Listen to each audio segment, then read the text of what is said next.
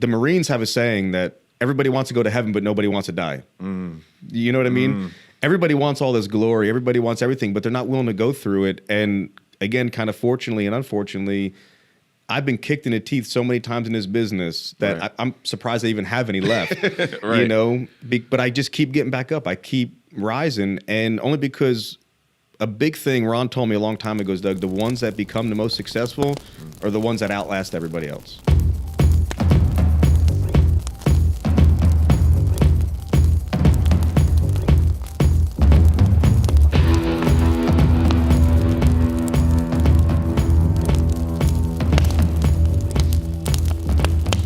Senior Life Insurance Company. We're in sunny South Florida. We're obviously not where we normally shoot the podcast. I'm Thomas Roach, Director of Marketing, and today we are all fired up. We have an amazing guest today, a good friend of mine, somebody I've known for quite some time, one of our top RVPs in our company, Mr. Doug. Doug, how you doing today? I'm doing great. Thanks for having me, Thomas. We really appreciate you doing it this morning. We really appreciate, if you check out the shirts we are wearing, these are courtesy of Doug. We are currently on our Mindset is Everything tour to the special Blake Agency shirts for the Mindset tour. So we appreciate you. Absolutely. I think you guys all look real good in them too. I think we look great. Yes. Kent, who's actually our director of our podcast and our producer, actually wants to score one of the black and like purple ones. The Miami Vice ones, yeah. He would really like one. He was afraid to ask you, though, because it is a shirt that you give to members of your downline when they make a special achievement, and he felt like he hadn't quite made that achievement.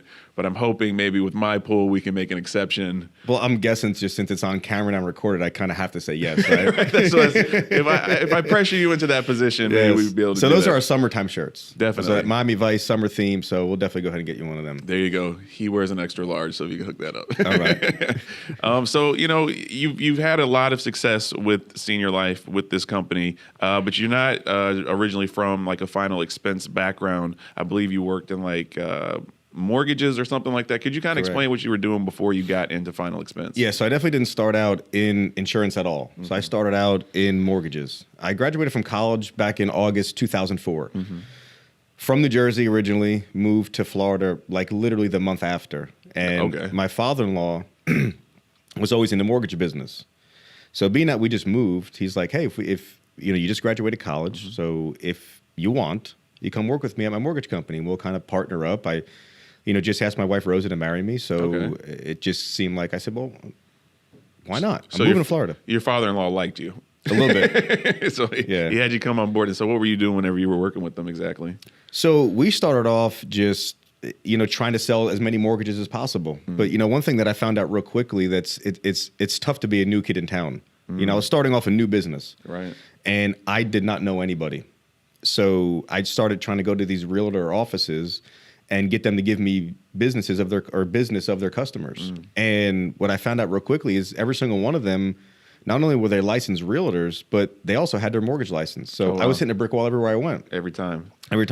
But you did have some success with it for a while. I had a lot of success. I figured out real quickly, and I think this would set a lot of the foundation for my success in insurance, not even realizing it back then, is I then started hiring mortgage brokers to work for me. So I figured, hey, listen, I can't do it myself. I don't know enough people. The market's so saturated. I mean, it was in the middle of that boom. Yeah. I mean, everybody had a license. Everybody was a mortgage broker. Yeah. So I said, okay, well, this is going to be too difficult to infiltrate. I don't have the time to build all those relationships. I don't have years and years and years, and I'm not from here. So let me just go find people that already have a connect. And we went from like having 0 agents to over 100 agents, mortgage brokers, within a short period of time, and we started doing really well. What was your degree in? You said you graduated college before you did that. Yeah, so my degree was in finance, and I stumbled upon I had to take one extra class, and I got a minor in economics. So, but don't ask me any economics questions because I couldn't tell you. I got you. So working in the mortgage business, having such a large team, it seems like with that, you have a considerable amount of success. So what would cause you to even get insurance to begin with? Well, I loved doing mortgages back in the day. Right. And I found myself where all these banks were closing, going out of business. You guys remember all that stuff that was happening back in, was it 06, 07 or 08 or whenever it was? And I just lost my passion for it. I didn't like it. I hated going to work every single day. Wow. And I hated the fact that I was only as good as my last paycheck. I hated the fact that because of some poor decisions financially, Right. and not making the kind of money that I was making, and being that you're only as good as your last paycheck, I put my family in a tough spot. I got you. So I got my insurance license because of renewals, because of that residual income. At least that was my whole main thought process. Because when I first graduated college, but before I graduated college, you start going on interviews and stuff. Right. So my first job interview was with a financial institution, and they wanted me to be a life insurance agent. So a lot of my thought process of getting my insurance license related back to that initial interview that I did with this one lady, because she said that was kind of the first stepping stone of being a successful financial planner. Oh, wow. So Wow. I kind of remembered that, and I went and got my license. I got you. And so after the market kind of falls apart, then you find yourself doing final expense originally, or were you doing other stuff for a while, or how did that? I was working with a company that was a broker. They did everything. Right. And when I first got my license, when you first learn about an industry and they're going over all the different topics of, the different types of insurances and whatever the case may be, you start liking certain aspects of things. So I like the fact that, well, I could sit down with a guy like Thomas and I can sell him health insurance, life insurance, dentist insurance, Right. like homeowners insurance, the whole nine. I figured I was Absolutely. going to sit down with someone and write him 10 policies every time I sat down with one person. I'm going to make millions of dollars. Right. Well, I found out real quick that that's pretty tough to do. Okay. Not so easy. So Right. had a friend of mine tell me, Doug, we just got signed up with this company. They have leads and they'll pay you the next day. That's all I needed to hear. That's all you needed to know. But you didn't stay with that company forever. Obviously, you wind up coming on board with Senior Life eventually. What was it about the previous experience or opportunity that led you to us? Well, I started off kind of slow with them. Okay. And I was with this company for about 4 years. Oh, wow. I always tell my agents that, it took me over a year to have my first month where I issued $10,000 in premium. Oh, wow. That was kind of a big turning point for me. I was always writing business. I was doing all right, but I just didn't really find my stride. So, after I had that 1 month that I issued over 10 grand, I started really killing it. That very next year that I did that, the very next 12 months, I think it was somewhere around 220,000 ish. So I was averaging about 20,000 a month in premium. Right. So I was doing well, but compared to, I think, where a lot of other agents, the kind of money that I thought I should have been making, I wasn't even close. I went on a trip to Dominican Republic. Okay. It was a contest that we won for the incentive. And I got to talking to this guy from Colorado. I don't remember his name. Right. And probably because I was just so dumbfounded by the conversation that I didn't pay much attention to anything else. But Right. he made a comment to me. He goes, I don't start any of my agents off on anything less than an 80% contract. Okay. And he told me, he goes, I don't think you have a chance to make it in this business when you're paying for leads if you're on anything less than an 80% contract. Okay. And I'm sitting there thinking, well, I was literally the nation's 14th highest producer in the entire country that year. And I was on a 70% contract. So I'm like, well, this is kind of stinks. Right. So then you start talking to more people, asking more people, looking at the layers of growth and where you can go. And just like the mortgage business, I kind of started losing my passion for the business. Wow. Yeah. So unfortunately, and maybe kind of fortunately, the company that I was at never had anything nice to say about Senior Life or Ron Powell. Okay. And I think because of the negative things they said made me look a little bit deeper into Senior Life, because I'm not a dumb person. At least I like to think I'm not a dumb person. Right. And it just didn't make any sense to me that you have a legitimate company that's an insurance carrier. There's no way that they could do all these things that badly. That doesn't make any sense to me. Right. You know what I mean? They wouldn't be open. Right. So I'd get a couple of emails over the years from Ron. And remember when I first got some of them, I remember even forwarding them to my previous upline and almost kind of laughing a little bit. Right. Look at this president of insurance company. Because, you just, when you're there, you just want to kind of be like everybody else. You know what I mean? So you may make some jokes that you don't really mean, but just you're trying to fit in. Right, yeah. So a lot of times I just dismiss it. I get a letter in mail, I dismiss it. I get an email, I dismiss it. But I reached a point at some time where I was just fed up, and I told myself that, Doug, you either gotta leave this company and stay in the industry, but you got to go to find a different company, or you just got to get out of this business, go do something else, because it's just not working. I got you. There's no way that I'm working 10, 12 hours a day, averaging writing 1 to 2 policies every single day and barely getting by. Just to me, it didn't make any sense. Right. So I got one letter again from Ron, and it sat on the visor of my car. Oh, wow. For some reason, I didn't open it, but I didn't throw it out. You just kept it. I just kept it. Still closed. Still closed. for probably another couple of weeks went on. Okay. And I was working leads in one area, and I just reached a point where just like it was my breaking point. Like I was fed up. Right. And I looked up and I saw the letter. And they're sitting there. And I said, I got to call this guy. Yeah. I called him, no answer, left a voicemail. I said, I knew he was this. There's no way the president of an insurance company is going to call me back. Right. Who am I? Right. You know, so he did call me back about an hour later, Ron Powell himself. And we talked for, it felt like a long time. Yeah. You know, probably was 20 or 30 minutes. We had a really good conversation. And a couple of days later, I met him in a hotel in Fort Lauderdale. We spent a couple of days together. We hit it off, I think. Yeah. You know, we hit it off on the initial conversation we had over the phone. And I don't know why I feel this way, but like talking to Ron is very easy. Yeah. And I felt like, you know, I felt like I was talking to one of my friends I've known for a long, long time. Right. You know, so we clicked like right away. And even my wife last night, we were talking about this when I first asked her, I said, listen, I want to go talk to this company. And, you know, she's always been extremely supportive of me. If you think that's the right thing to do, Doug, go do it. I'll support you. I got your back. And, you know, that's really all I needed to hear from her. So when I talked with Ron, we hit it off. And 20 minutes into talk, before he even came down, I made my decision that I was going to go do that. I mean, I didn't tell him because I got my poker face. You know, I got to see if I can get some good deal. And I sat down with Ron in that hotel one morning and, man, he interviewed the heck out of me. Yeah. You know, I thought that he was going to be selling me as to why I should work for him. Okay. Where he was making me feel like, why should I hire you? Why should you be the guy that I pick and hang my hat on? And, you know, I gained a lot of respect for him because of that. And he never once tried to convince me to come to work for him.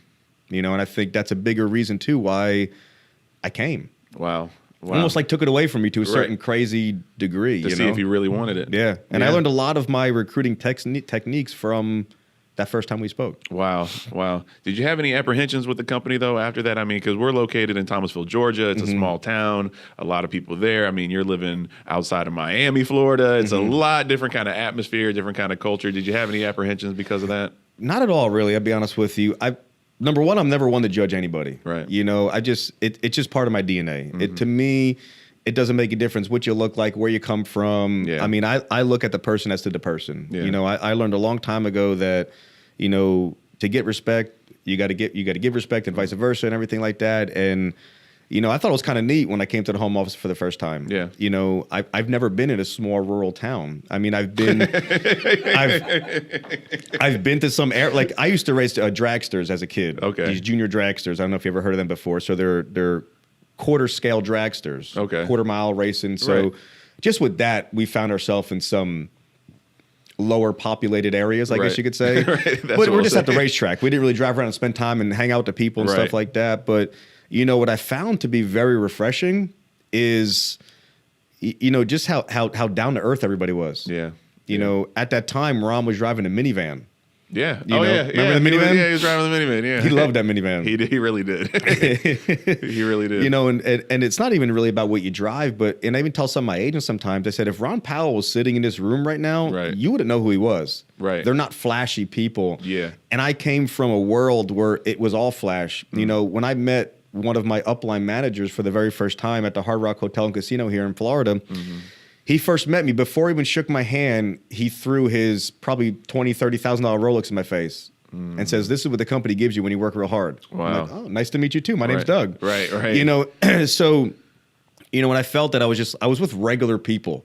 Yeah. You know what I mean? I felt really home. Absolutely. I remember whenever you came on board, like there was an excitement. Like a lot of people were talking about this great guy named Doug from South Florida that we've got coming on board, and a lot of people were really excited about you joining the company. You really were able to kind of blossom and take off, and I think a big part of that is, you know, your culture with your downline. You know, it seems like just from every time we visited, from Sonia to Mark to Dean to Joanne to everybody really cares about each other. Is that something that just is very natural? Is that something that you purposely make sure that you do? Like, how does that even come into play that you're so good at the culture within your agency? Well, I think it all relates back to my wife and all my friends, my mother. They used to call me the mayor where I grew up. Okay. And the reason being is just like everywhere I went, I always knew everybody. And it was kind of funny because my wife, she's like, she just don't get it. She goes, Doug, we not even living in Florida that long, and all of a sudden, like, I'm going places, I start knowing people. I like to have fun. Right. I like to be around people that want to be around each other. I don't like to be around people that don't want to be around me. So I just thought it was only natural to create an atmosphere, an environment where people like to come there. They like to come to my meetings. They like to, everybody wants to be part of something. Yeah. You know what I mean? However we want to look at it, you got to go out there and work your butt off every single day. Yeah. So why not have fun doing it? Yeah. So at our meetings, we joke around a lot. We hang out together a little bit outside of the meetings. We started that Fired Up Friday thing not that long ago. And it just, it gives people an opportunity, I think, to get to know the real people, the side of things outside of business. And it's just been working really, really good. Definitely. So, I mean, I think it's just really kind of natural. And some of the people we brought on more recently have really helped that explode. Definitely. Because I know you do like end of the year award ceremonies, you do beach trips. Today we can say this because the podcast will come out after, but you're announcing like your own incentive trip that you're going to be doing, like a lot of those things. So I think that's very commendable. It's very awesome that you do that. With that, this is the Mindset is Everything tour. How important is a positive mindset whenever you're doing all this, because you're working with so many people, you're helping so many families, every person that you hire is helping however many families after that. How important is it whenever you're continuing that to have a positive mindset? I really think, and I know it's maybe a little bit cliche, but our whole yearly concept is mindset is everything. So I'll answer your question first off by saying it's everything. There you go. You know what I mean? And it really is. It is by far the most important thing. We talk a lot about activity. We preach 15 presentations a week. I'm sure you've heard that before. Yes. That's the secret. If you do 15 presentations this week with a piss poor attitude, the activity that you put in really don't mean anything. Absolutely. You know what I mean? I think activity with the right attitude is what will make you successful. So that mindset and how you perceive things is the most important thing. And it's not always a lot of times what happens to you, because things are going to happen to all of us. Change is going to happen. You're going to get, just things thrown at you that you're not going to be able to control. Right. Mitch told me something a long time ago. Mitch Conner said, don't allow things that you can't control you. So if you allow those things to ruin your mindset and ruin your attitude, it just destroys you. So knowing that things are going to happen, it's not about what those things that are going to happen to you. That's not about that. It's about what you do next, how you react to those, what you do from it. So I think that attitude and your mindset it's just the most important thing. Because, and that's something about you that's really awesome. Something that about you that I've always really admired and really respected about you is you'll do recruiting efforts, you'll do events, you'll do things, and not just in the course, just, how things work. Not everything works. Sometimes you have to take a loss. Sometimes you take an L. And for some reason, you're always able to let it just roll off your back and you just go on to the next thing. So is that something that, from talking to Mitch and Ron and Shiver and everybody, is that gotten bigger, gotten more with you being with Senior Life? Or is that just something that just naturally you were able to bounce right back after something happened? Well, I think I might make it look a little bit easier, that it doesn't bother me. Right. But it does a lot. Okay. When you take an L, it takes a lot. It takes a toll on you. Yeah. But again, just going back to what I said previously, it's not about the L. It's about what you do next. I mean, that's the most important thing. The Marines have a saying that everybody wants to go to heaven, but nobody wants to die. You know what I mean? Everybody wants all this glory. Everybody wants everything, but they're not willing to go through it. And again, kind of fortunately and unfortunately, I've been kicked in the teeth so many times in this business that I'm surprised I even have any left. But I just keep getting back up. I keep rising, and only because a big thing Ron told me a long time ago is, Doug, the ones that become the most successful are the ones that outlast everybody else. Yeah. And even I have some agents that come on back, Doug, you're still at Senior Life? I'm like, dude, it's only been 6 years. It's like you're talking like I've been here for 45, 50 years. Right. But I think in this industry that we're in, people just switch like crazy. That happens a lot. People are not dedicated. And, to rewind a little bit of when I came on board with Senior Life, I remember sitting down with Ron and thinking, like, there's no way that you guys do all this stuff. Like, really? Like, everything I ever griped and complained about in my previous opportunity, we had that and some here. There it is. It's one of them things where it's like, it's too good to be true. It probably is. Right. Well, it's too good to be true, but it really is here. There it is. And so when I first came on board, I'm like, Doug, if this is really what it's supposed to be and what he's telling you, if you can't make it here, you don't deserve to be in this business. Oh, wow. So I told myself that you just gotta, this is that chance that, I remember ever been in that place where you're like, oh, well, if I was just that age, then I would have bought that house, if I was younger and I was in that right. If I just was this, if I just was that, if I would have started with that company back then, I could have, just because I was there that time, like, if I would have bought that IBM stock before it IPO'd, I'd have been a millionaire. Right. Well, this was my chance. This was that one time where I felt that I was the right person at the right place at the right time with the right opportunity. Wow. So I think that big thing alone has carried me through a lot of those tough times. Oh, that's awesome, man. Now, with the losses and be able to bounce back, you have had a considerable amount of wins. You're very successful with the company.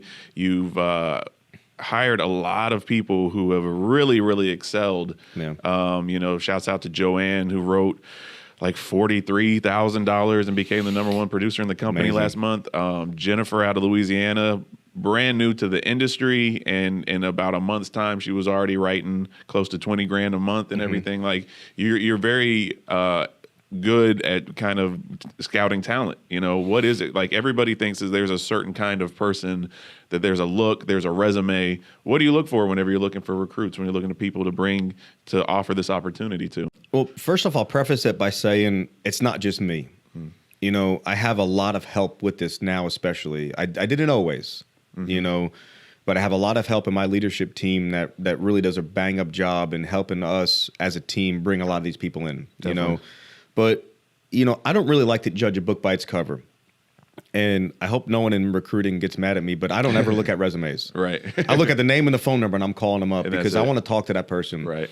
Going back to an exercise that we did years ago where they put a resume up on a slideshow, if you remember that thing, and they were talking about certain things. He did this, she did it, and who would hire them, and no one's hands went up, and you'd missed out on Ron Powell. Yeah, he was. You know what I mean? Yeah. What I do know too, because I've written my own resume before. Yeah. It's all nonsense. It's all stuff to make me sound better than I really am. Right. So, and I look at some of these resumes that people make. I'm just like, I don't want to look at these things. Well, number one, I don't waste my time reading them. I want to find out who that person is. And at the end of the day, we're in sales. Yeah. So the first thing that I look at is how that first conversation goes. Right. If I struggle to have a conversation with you, I don't know, you're not going to be able to make it. Yeah. Because you're going to go into a stranger's home. Right. And you're supposed to be trying to quote unquote impress me at this because we're interviewing you, right? Right. So, and you can't have a conversation with me, that's the first thing that I look at. Really and truly, if someone's got a halfway decent personality and is willing to work hard, that's all I need. Yeah. That's all I need to go by. Definitely. If someone is giving me a hard time, like I tell the girls that help me make a lot of these calls, that if someone's rude to you in that first call and gives you a hard time, you have all the power to say, no, thank you, bye. Right. Like, there's no reason. I said, if someone's going to give you trouble right up front, imagine what they're going to be like when they get their first set of leads and don't close anything. Yeah. I don't want to be in that situation, talk to that guy or girl. So I just think I'm just looking for good people. Dale said something to me a long time ago. Never hire someone that you wouldn't have over your house for dinner. And I think you don't have to take that literally, but I think the whole thought concept behind that is hire good people that are willing to work hard. And I think the rest just kind of works itself out. Definitely. You get a lot of wins by the people that you hire, but you also have gotten other wins and won a lot of contests with the company. You actually have your ring on right now. I do, yeah. One thing that you did win, and I believe it was actually. And what time is it? Also won the watch, the Rolex. But you also won for your wife. I believe you gifted to her a brand new Jeep a few years ago. What was that about? What was going on? What was the contest like? What was your strategy? Like, how did that all go? What were your thoughts on that? Well, my strategy always is all in or nothing. Right. But I remember Dale called me up, and I was in the car with Rosa, and he called me up, and I'm like, Dale, I got you on speaker, so don't say nothing bad. Just joking because say that. I got the family in the car. Right. And he says, Doug, if you do $100,000 a month or a week, because I think they were trying to tailor fit something for every RVP at that time. $100,000 a week for 4 weeks straight, I'll give you a Rolex. Okay, no problem. That sounds cool. He calls me back like 5 minutes later. He goes, Doug, I let you down. Oh, wow. I said, okay, what's up, man? You let me down. What are you talking about? Right. He goes, if you do $100,000 a week for 4 weeks, I'll give you a Rolex. But if you do $100,000 a week for 8 weeks, I'll buy you a brand new Jeep. Buy a brand new Jeep. I said, what? Okay, no problem. Yeah. So we had the whole year of 2016 to do it. I think I hit it by the third or fourth month. Wow. Yeah. Because it had to be consecutive. It had to be, and 8 weeks it wasn't in a row. written. Right. It had to be issued. Right. For consecutively 8 weeks in a row. In a row. And you managed to and do we that. did, and I still got the poster in my office, $900 and some odd $1,000 in 8 weeks. In 8 weeks. That's amazing. And it was a beautiful Jeep. You guys came to the home office. Yeah. Had a ceremony and everything, had a big party, and it was really awesome. And then your wife got to drive off in her brand new Jeep that you had earned her. That's awesome, man. What does your wife mean to you? Because we've done interviews in The Scoop before, and she was involved with that. I've met her many, many times. She's an amazing person, but what does she mean to you and your success with the company? Well, I think every successful person needs a strong support system at home. Yes. And she's always been there for me with that. I've came home times before where I haven't written anything. You know, we've all had those days where you come home, you feel defeated. Yeah. You know, it's never been, why don't you find something else to do? Or that what you're doing is no good anymore. It's always, well, just, keep back at it. Right. She always pushed me. She always, had the right things to say. My wife's a school teacher. Okay. So she works with kids. Yeah. And, she's just very, very good at, getting the best out of people. Definitely. She's great at it. And, she's always been a huge support for me, holding down the fort when I go on trips, because with Senior Life, we go away a lot. We're up at the home office a couple times a year, doing seminars all around the country sometimes, having our bromance, we call it, me and Ron, in his house in Panama, so, and my wife, she always makes fun of me on that, but she's always, never complained once. Wow. And just always supported me. Where would you be if you never met her? Well, I wouldn't be in Florida, that's for sure. Probably would have never met Senior Life. I wouldn't be a lot of things, to be honest with you. She takes a lot of credit for the way I dress now and my whole image. I mean, I think she's been you are a sharp guy, grooming me since we met. I got you. But I give her a lot of credit for the man that I am today. There you go. Speaking of wardrobe, your clothes fit a little bit different because in the last, I don't know, maybe year two, maybe you've gone complete beast mode and gotten into CrossFit. What's that about? What's the deal with that? I was a wrestler in high school. I ran cross country. I ran track. I mean, I was always in shape. Right. I always worked out. I moved to Florida and I became that person I never wanted to become. I was out of shape. I was a skinny fat guy. That's what I was. I was had these puny little arms. I know the deal. I know big how old beer, that feels. big old beer belly. And I had one of my buddies that I grew up with was in my wedding party. He always kind of maintained in fitness. He's a big entrepreneur, always was kind of just doing whatever it takes. Right. And he started this little gym, this little boot camp style type stuff. And I said, let me give this a try. And I did this little 30-day challenge where you eat real clean, no sugar, don't even eat carrots because they got too much sugar in it type of diet. Was strict as all heck. Right. And setting timers of when to eat. And I lost 30 pounds in 30 days. Wow. And I said, okay. And I wasn't even working out hardly. Right. Just a couple of days a week. So then I said, I started falling in love with it, back in there because, just like this, you got to like what you do. Yeah. You got to enjoy it, So I started doing that boot camp thing. I was getting in good shape. We started doing those Spartan races at Tough Mudders and stuff like that. Right. I like to compete. Yeah. I was an athlete my whole life. I like to win. Yeah. I don't like to lose. Right. And if I do lose, I'm gonna learn from it and I'm gonna come back, I'm gonna beat you again. Absolutely. So we started doing these Tough Mudders, these running races and jumping over obstacles and diving in ice baths and barbed wire climbing, crazy stuff. And I started having fun with it. And then we did this CrossFit competition one time. Yeah. We thought it'd be a good idea, but neither one of us ever did CrossFit before. Oh, wow. So we're well, that'd be fun. So it was a 3-person team. Well, the third person got hurt. So we ended up having to do it, which is 2 of us. Oh, wow. And we were, all the judges were like, oh my God, how you guys doing all this? There's only 2 of you. And we didn't get last place. We didn't win, of course. There's only 2 of us, but we didn't get last. And we thought that was a big accomplishment. So I started doing more and more CrossFit type of workouts and, just kind of progressed to where now I'm doing competitions as much as I can. Right. I won one time, which was a big accomplishment. I mean, I'm up against these kids that are half my age. Right. The gym that I go to, I think the average age is probably 25. Oh, wow. My wife doesn't even go to that gym anymore because she like almost feels intimidated something because it is very intimidating when you're in a gym with a bunch of testosterone and people that are just doing crazy stuff and you're not, really into all that stuff. It can be very intimidating. So, but I'm there. I love it. I love the fact that I can beat a 25-year-old and tell him that, I was 25, 15, 16 years ago. How's that feel now? Right. Definitely. So you're very motivated. You're always very focused, competition within, personal things that you do along with your business. With the Blake Group, it being such a tremendous agency and doing so well, what's the future of the Blake Group? Well, I think short-term future is we have a goal that we will be the number one agency in the company before the year's out.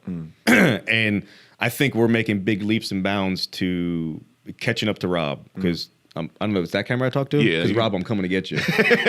We can make sure that's on camera. Yeah, there you go. No, but I love the competition that we can all have with us, you know, and Rob and his team is amazing. I mean, they're leaps and bounds just destroying us all right now, which is good because that gives us all something to chase. So I think in the short term, we want to be number one again because we were number one for 2 years in a row. And, I want that number one spot back. So, Definitely. but long term, I want to be the number one agency in the world. I mean, outside of Senior Life. I mean, I want to be a big part in helping Ron realize that goal of making Senior Life $1 billion company. Definitely. Helping Senior Life be the number one producing final expense company in the world. Helping everybody else grow. I mean, one cool thing about being a stock owner with Senior Life, because, I was, thank God, allowed to purchase stock with the company, is the fact that Rob is beating me right now doesn't feel that bad because every time his agency writes a policy, I'm making some money still. But it's a good way to put it. So it is kind of fun. So, I mean, I'd urge everybody that if they're not a stockholder to talk with Ron and their manager about, I mean, it's a huge part. I mean, you can make a lot of money doing it. Definitely. What does Ron Powell mean to you? He means a lot to me. I tell people just the other day, I still don't know why he picked me. I really feel like he picked me. When he came on down to Fort Lauderdale that first time, I just was still dumbfounded as to why this man, this president of insurance company. Now, okay, I had some success in my previous company, but like, why me? We've always clicked since the beginning. Like I said, he's been a big mentor to me. He's a huge layer of inspiration to me and my whole team. Definitely. I mean, we just released that video with him moving his leg, and I told you later this morning that I know people that are not paralyzed that can't move their leg that well. So to see how far he's came in just the last year and working with Duke, and to see his drive and his motivation of a paralyzed man that takes a while to get going. I mean, I've been there with him in his house when he's got to get going in the morning. It takes some time. It does take some time. For him to be at a certain place early in the morning, I mean, it's, what's crazy is that he gets up and goes to work every single day. Every day. And he fights every single day. Every day. And when I left him the first time, I said, Doug, this man's paralyzed. Came all the way down to see your butt.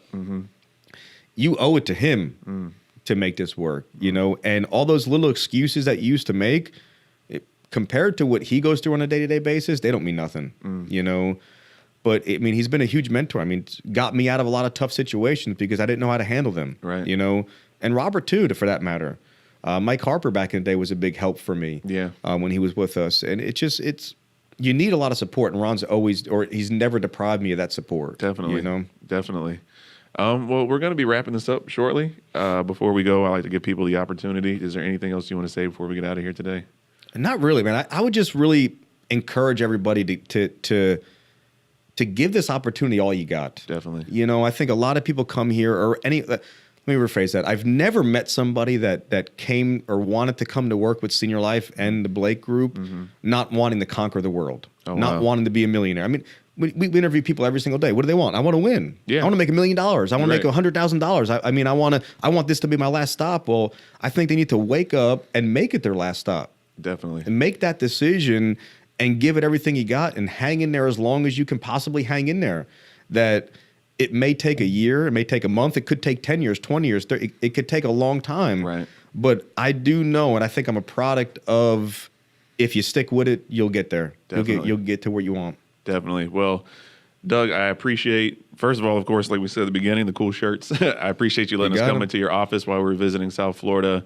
But at the end of the day, I just really appreciate you. You're somebody who's always shown me a tremendous amount of love and respect. You're somebody that I am inspired by a great deal, and I feel very fortunate just to know you. So I appreciate it. And same back at you, man, because you've always been a big, huge support for us. Whenever I need something marketing-wise or anything really, you make it happen every single day, all the time, and I appreciate that, man. It means a lot. I appreciate you saying that. But that concludes the latest episode of our podcast, and like we always say at the end, it's senior life, all your life.